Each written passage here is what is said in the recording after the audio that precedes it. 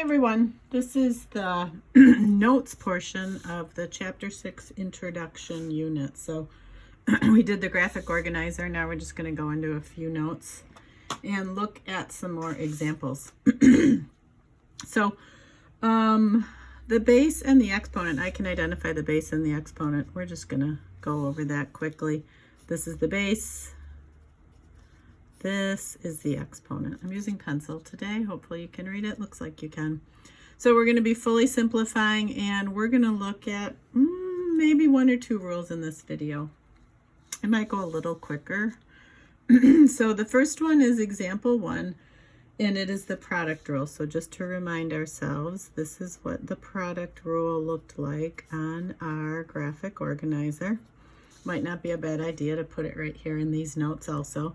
So when you're multiplying common bases, you add the exponents. Remember, multiplication makes things bigger, so we add the exponents.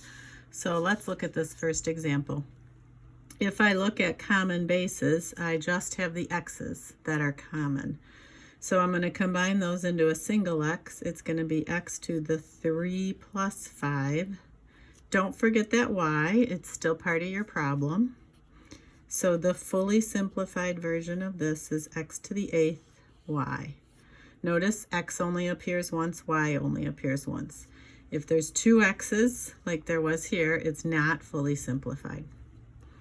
All right, next one, it's written a little different. We have the parentheses, but we remember that parentheses in algebra mean multiply, right? You can envision a little invisible multiplication symbol there. So we're multiplying, which means we have to multiply the numbers and multiply the variables. So a times 2 is 16, and we have x to the 4th times x to the 3rd. So common bases, they both have a base of x. That's going to become x to the 4 plus 3. So the final simplified version of this is 16x to the 7th. Now some of you might already be at the point where you want to skip this step where you write out that 4 plus 3. That's fine, especially on these more simple problems. This one again is multiplication. We have the parentheses. It's a little different. We don't have a variable. We have a number, but it's still a base. 4 is the base, 5 is the exponent, 4 is the base, 2 is the exponent. So we have a common base. So we're going to keep the common base and add the exponents. So it's going to become 4 to the 5 plus 2, or 4 to the 7th. Now, 4 to the 7th is just a number, but I'm going to show you why we're going to, especially on these giant ones, just prefer, it's a pretty big number, 16,384. So I'm going to say, oh, hey, this is a neater, more, I don't know, simplified way to write 16,384. So we're going to leave this at 4 to the 7th. All right, another multiplication. Doesn't look like I have a number here, but remember I have that invisible 1 in the front. So I'm doing 6 times 1, multiplying my coefficients, so I get 6. X squared times x to the 4th is x to the 2 plus 4. So this is going to simplify into 6x to the 6th. My last example. Multiply your coefficients. So that's just 3 times negative 4. Negative times a positive is a negative. If you mess that up, please use your calculator. And then looks like I have an x and an x here. So those are common bases. I'm multiplying them, so I'm going to add the exponents. X to the 4 plus 2. I have a y there. There's really nothing to multiply it by, but it's still part of your expression there, so keep it. So the fully simplified will be negative 12 x to the 6. 4 plus 2 is 6. Y. Okay, these are for you to try. Yeah, I'm going to say pause the video and try these, and then I will quickly show you the answers. So I'm going to assume you paused your video, and you should check your work. So the first one, you should have gotten 2 to the 7th. The second one, 15v to the 5th. The third one, negative 28, a to the 3rd, b to the 9th. The fourth one, let me quickly talk about this one just because this is the first example where we had 3 variables.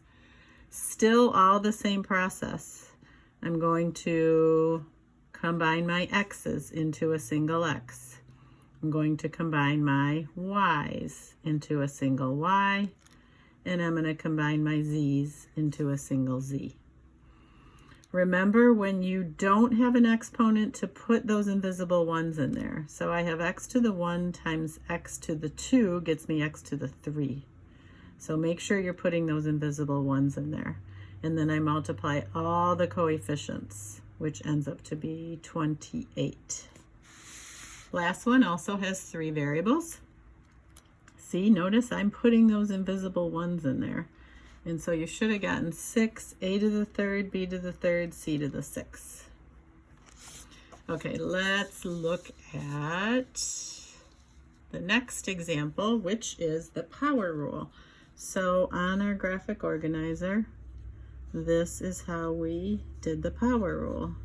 So power rule, I like to say, oops, you can't see that. There you go. Power to a power gets big really fast, so we need to multiply the exponents. So here is a power raised to another power. So this is going to become x to the 5 times 2, or x to the 10th. Same thing here. This is going to become y to the 7 times 3, y to the 21. I'll tell you right now what my favorite no is. Favorite no's are what I call the most common mistake. My favorite no for this would be y to the 10th. Wah, wah, wah. That person added the exponents. So remember, power to a power, you multiply. Multiplying, you add the exponents.